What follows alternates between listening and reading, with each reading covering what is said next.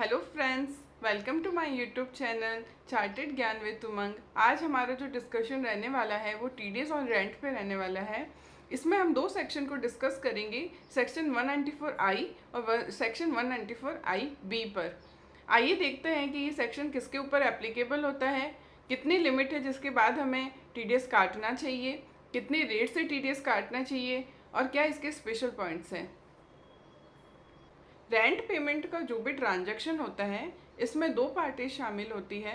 एक उसमें से पेयर होता है और दूसरा पेई होता है। जो रेंट पे करता है उसे पेयर बोलते हैं, जिसको रेंट रिसीव होता है उसको पेई बोलते हैं। इसमें हम डिस्कस करेंगे कि कौन से ऐसे पेयर है जिनको टीडीएस काटना जरूरी होता है। जो फर्स्ट लाइन दी हुई है उसमें लिखा हुआ है the person not being an individual और HUF who is responsible for providing of rent is liable to deduct tax at source. मतलब ये कि ऐसी स्टेटस जो इंडिविजुअल और एचयूएफ के अलावा हो उन सभी पेयर्स को टीडीएस काटना मैंडेटरी होता है विदाउट एनी लिमिट। मतलब ये कि कोई भी टर्नओवर की या रिसिप्ट्स की लिमिट नहीं दी गई है, आपको टीडीएस काटना है अगर 2,40,000 से ज़्यादा का आपने रेंट का पेमेंट किया हुआ है। नेक्स्ट जो लाइन है उसमें लिखा है any person being an individual और हिंदू अनडिवाइडेड फैमिली। मतलब ये जो नेक्स्ट लाइन है वो किसके ऊपर एप्लीकेबल होती है, इंडिविजुअल और एचयूएफ पे। जो फर्स्ट लाइन है उसके अंदर इंडिविजुअल और एचयूएफ को एक्सक्लूड कर दिया गया है, तो जो नेक्स्ट लाइन है उसी के अंदर दिया गया है कि इंडिविजुअल और एचयूएफ को कब कवर मानेंगे। इंडिविजुअल और एचयूएफ को तभी कवर मानेंगे अगर उनकी पिछले साल का टर्नओवर या फिर प्रोफेशनल रिसिप्ट एक लिमिट से ज़्यादा हो। वो लिमिट क्या है, अगर टर्नओवर 1 करोड़ से ज़्यादा हो और प्रोफेशनल रिसिप्ट 50 लाख से ज़्यादा हो तो हमें टीडीएस काटना ज़रूरी होता है एज ए इंडिविजुअल और एचयूएफ। ये जो दोनों पेयर के लिए जो कंडीशंस दी गई है वो सेक्शन 194I में दी गई है। इसके अलावा भी एक और सेक्शन है 194I बी। यहाँ पे जो एक्सक्लूड किया गया है इंडिविजुअल और एचयूएफ में उनको किया गया है जिनका टर्नओवर 1 करोड़ से कम है या फिर उनकी 50 लाख से जो प्रोफेशनल रिसिप्ट है वो कम है, उसको कवर किया गया है 194I बी के अंदर। सेक्शन 194I बी जो नेक्स्ट जो हम डिस्कस करेंगे 194I बी को करेंगे कब 194I बी लगता है। ऐसे इंडिविजुअल और एचयूएफ जो 194I में कवर नहीं हो रहे हैं, अगर वो 50,000 से ज़्यादा का रेंट पे करते हैं तो उनके लिए एक नया सेक्शन लाया गया था 2017 के बजट में कि अगर वो 50,000 से ज़्यादा का रेंट का पेमेंट करते हैं तो उन्हें 5% की रेट से टीडीएस काटना जरूरी होता है अगर वो मंथली रेंट 50,000 से ज़्यादा का पेमेंट कर रहे हैं। जो 194I बी सेक्शन है उसका जो पेमेंट किया जाता है एक चालान के थ्रू पेमेंट किया जाता है टीडीएस का, और उसमें आपको सेपरेटली कोई अलग से रिटर्न फाइल करने की ज़रूरत नहीं होती। जो आप पेमेंट करते हो मतलब वो चालान कम रिटर्न होता है जो 194I बी सेक्शन के अंदर भरा जाता है। नेक्स्ट हम डिस्कस करने वाले हैं कि कब टीडीएस काटना चाहिए। टीडीएस काटने के लिए हमें दो चीज़ें देखनी चाहिए, कब बुक्स में एंट्री की गई है या फिर कब बैंक से पेमेंट किया गया है। दोनों में से जो भी पहले हो तब आपको टीडीएस काटना चाहिए। और टीडीएस की रेट क्या है 194I सेक्शन में। 194I सेक्शन के अंदर टीडीएस की दो रेट्स है। एक है rent on plant and machinery. जब आप कोई प्लांट एंड मशीनरी रेंट पे लेते हैं तो आपको 2% से टीडीएस काटना है, और अगर आप बिल्डिंग रेंट पे लेते हैं तो आपको 10% से टीडीएस काटना पड़ता है। नेक्स्ट हम डिस्कस करने वाले हैं कि रेंट में क्या शामिल किया गया है। हम जो ये सारा डिस्कशन कर रहे हैं वो सारा रेंट के टीडीएस पे ही कर रहे हैं, तो हमें ये जानना जरूरी होता है कि आखिर रेंट होता क्या है, किस किस चीज़ को रेंट में कवर किया गया है।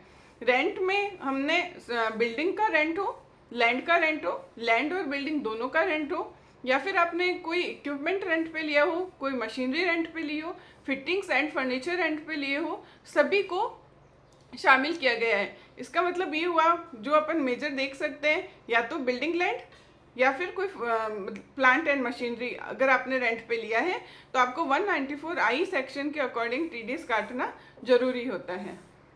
अब हम डिस्कस करते हैं कुछ स्पेशल पॉइंट जो 194I के आई में जब आप टीडीएस काटते हैं तब आपको ध्यान रखने चाहिए। उसमें से फर्स्ट पॉइंट है whether or not any or all of the above are owned by the पेई।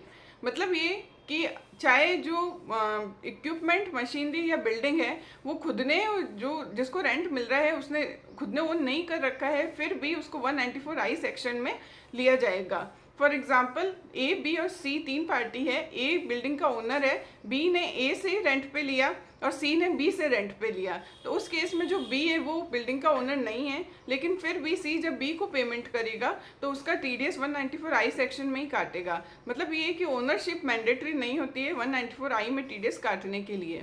नेक्स्ट जो पॉइंट है वो लगता है सिक्योरिटी डिपॉजिट के ऊपर।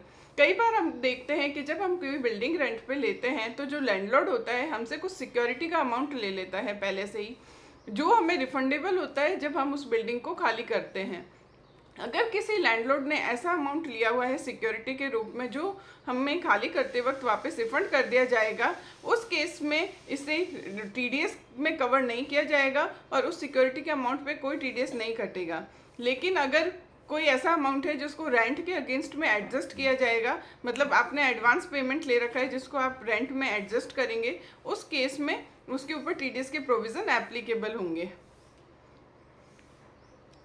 नेक्स्ट हम उन पॉइंट्स को डिस्कस कर रहे हैं जो कई बार डिस्प्यूट में आते हैं कि उसके ऊपर कौन सा सेक्शन लगना चाहिए या फिर TDS लगना भी चाहिए या नहीं लगना चाहिए।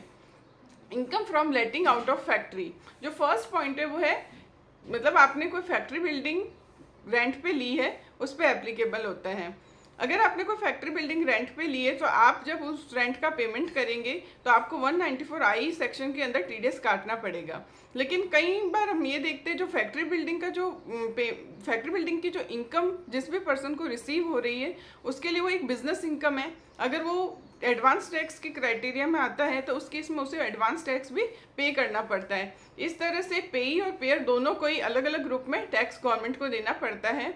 हालांकि ये एक अनड्यू बर्डन है पेयर और पेई दोनों पे, लेकिन फिर भी इसके लिए कोई रिलैक्सेशन नहीं है। तो दोनों को अपने अपने हिसाब से जिसको एडवांस टैक्स भरना है वो कैलकुलेशन के अकॉर्डिंग एडवांस टैक्स भरता है और जो पेई है उसको TDS काटना है तो वो TDS काटता ही है। Rent include service charges. कई बार ये होता है कि जब हम कोई बिल्डिंग रेंट पे लेते हैं तो उससे रिलेटेड कुछ चार्जेस भी हमें पे करने पड़ते हैं जिसे सर्विस चार्जेस कहते हैं। तो उस केस में जो सर्विस चार्जेस है वो भी रेंट के ही अंदर इंक्लूड होते हैं और TDS के प्रोविज़न जैसे रेंट पे लगते हैं उसी तरह से सर्विस चार्जेस पे भी लगते हैं। TDS requirement where building and furniture let out by separate person. अगर किसी एक जैसे हमने इक्विपमेंट भी लिए और एक फैक्ट्री बिल्डिंग भी ली है, जो इक्विपमेंट है उसका ओनर कोई और है और फैक्ट्री का ओनर कोई और है, लेकिन फिर भी दोनों का जो रेंट है वो मिला के उस लिमिट को क्रॉस करता है, उस केस में भी हमें TDS जो दोनों का काटना पड़ेगा। मतलब जिससे इक्विपमेंट लिए उसका भी TDS काटना है और जिससे बिल्डिंग लिए उसका भी TDS काटना है। नेक्स्ट पॉइंट है charges regarding cold storage facility. Cold storage facility क्या होती है? कोल्ड स्टोरेज फैसिलिटी में एक ऐसा रूम बना हुआ होता है जिसमें ऐसी सुविधाएं दी गई होती है जिसमें आप आइसक्रीम, वेजिटेबल्स और फ्रूट्स को रख सकते हैं ताकि वो लंबे समय तक रह सके। उस केस में जो हम चार्जेस पे कर रहे हैं हम उस रूम के चार्जेस पे नहीं करते बल्कि वहाँ पे जो आपको फैसिलिटी दी गई है उसके चार्जेस पे करते हैं। तो उसको एक तरह से इक्विपमेंट माना गया है कि आपने इक्विपमेंट यूज़ करने के चार्जेस पे किए हैं, उस रूम को यूज़ करने के चार्जेस पे नहीं किए हैं, इसलिए इसको उसमें कवर किया जाता है प्लांट एंड मशीनरी के अंदर और उसी के अकॉर्डिंग TDS की रेट लगती है, TDS कटता है। नेक्स्ट है hall rent paid by association for use of it. अगर किसी एसोसिएशन ने रेंट पे किया है तो उसको भी इसमें कवर किया जाता है। अगर 2,40,000 की लिमिट क्रॉस होती है तो उस केस में TDS के प्रोविज़न एप्लीकेबल हो जाते हैं अगर किसी एसोसिएशन ने रेंट का पेमेंट किया है तो। नेक्स्ट पॉइंट है payment to hotels for holding seminars including lunch. कई बार हम होटल में जब कोई भी मीटिंग ऑर्गेनाइज करते हैं तो हमें एक हॉल दिया जाता है या फिर एक रूम दिया जाता है जिसमें आप मीटिंग होल्ड कर सकते हैं, साथ में लंच भी प्रोवाइड किया जाता है। तो एक तरह से ये पूरी साथ में सप्लाई की जाती है। तो इस केस में क्या इसे रेंटिंग मानेंगे? नहीं, इसको रेंटिंग नहीं मानते हैं। और इसे एक कैटरिंग की सर्विस की तरह मानेंगे। जो लंच हमको दिया गया है और उसके ऊपर 194C सेक्शन के अकॉर्डिंग TDS कटता है और उसी के अकॉर्डिंग हमें उस रेट लगानी है और TDS काटना चाहिए। इस तरह से हमने जो 194I के अंदर जो भी इम्पोर्टेंट पॉइंट्स थे वो सारे डिस्कस कर लिए हैं।